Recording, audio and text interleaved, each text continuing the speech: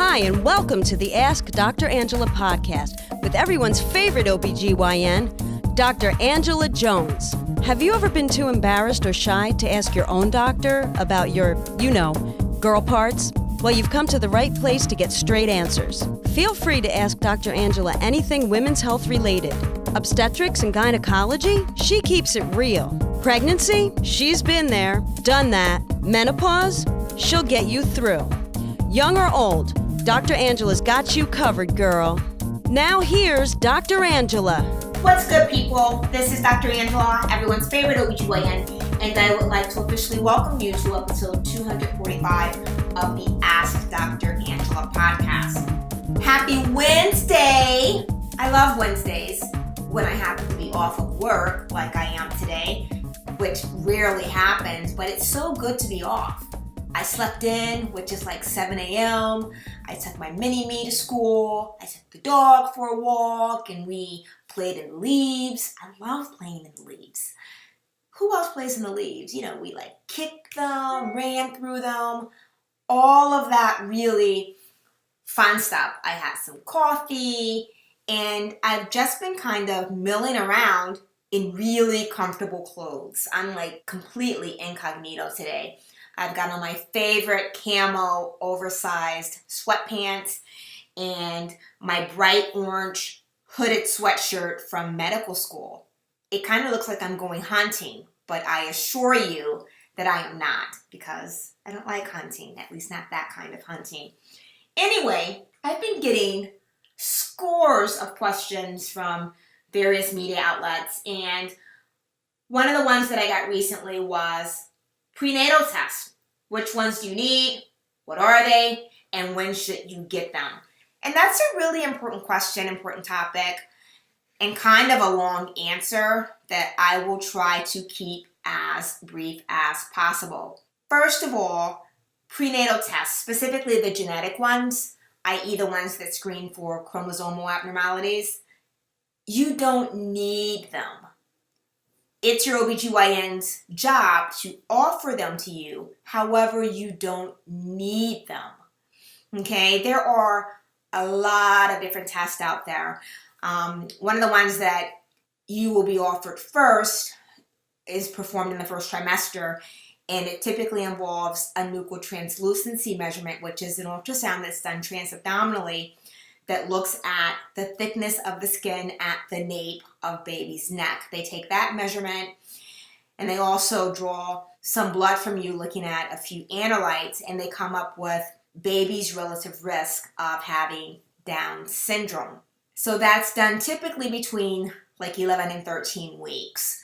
Second trimester testing includes things like the quad screen, which is another blood test, and you guessed it, it looks at 4 different analytes and screens again for Down syndrome. The other blood test that's typically done in the second trimester after 15 weeks, usually between 15 and 20 weeks, is something called an alpha-fetoprotein, which tests specifically for neural tube defects. And whenever you hear someone say neural tube defects, they're specifically speaking of brain and spinal cord malformations.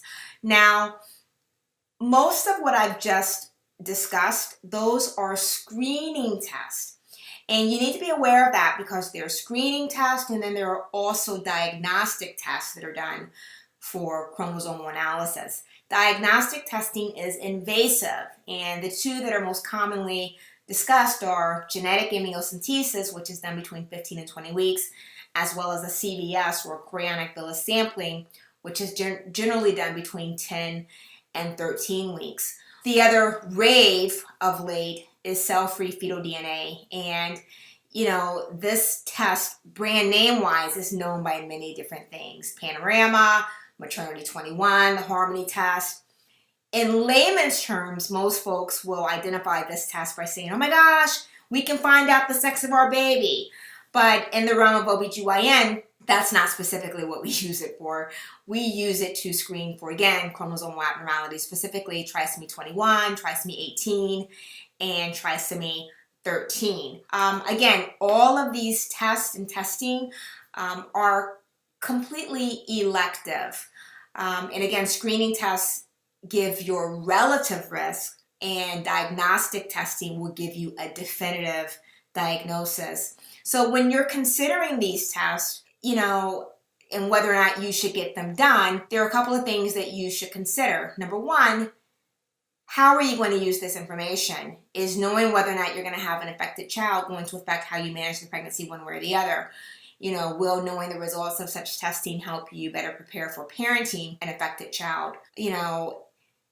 Are you at risk for having an affected child? I.e., do you have ultrasound findings that are concerning? Do you have risk factors such as age, family history, or have you had a previously affected child? All of these are things to take into consideration when you are considering these test results. The important thing for you to remember when you're talking about these tests with your OBGYN is, do you want to get the testing done? Remember, it is not required. Make sure that you distinguish between screening tests versus diagnostic testing. And also remember that a lot of these tests are time sensitive. So it's important to be cognizant of that fact. I don't know if I mentioned that the cell-free fetal DNA testing can be done anytime after 10 weeks. So that was kind of a lot to cover in a really short amount of time. So hopefully that provided a lot of information for you. Thank you so much for listening today. I appreciate it more than you'll ever know. If you have a question or a concern that you want featured in the podcast, you know where to reach me, www.askdrangela.com. That's AskDrangela.com. Click on the question mark and you can submit your question to me via email, or you can click on any of my social media icons. That's Instagram, Twitter, Facebook, and direct message me. I do address all questions, sometimes not as timely as I would like to because we are just overflowing with questions, and I'm so excited about that and trying to get to them as quickly as I can, but we'll get to it and we'll certainly feature it in the podcast. In closing, I want to leave you with this. And again, this is from my favorite Sandy Gingras book of inspiration for women. The carousel goes round and round and you get a second chance. Remember that. You get a second chance, people. Thank you so much for tuning in to the Ask Dr. Angela podcast. Until next time, look better, feel better, be better. Can't wait to reconnect on episode 246 of the Ask Dr. Angela podcast. See you then. Thank you for listening to the Ask Dr. Angela podcast. For more information on women's health and the show notes for this episode, please visit Dr. Angela at www.askdrangela.com. While you're there, don't forget to leave your own message for Dr. Angela. See you soon! All of the information provided and discussed in this podcast is for educational and informational purposes only and should not take the place of consulting a physician. This podcast is not intended to diagnose, treat, or cure any disease or illness and does not and should not replace treatment from a medical professional.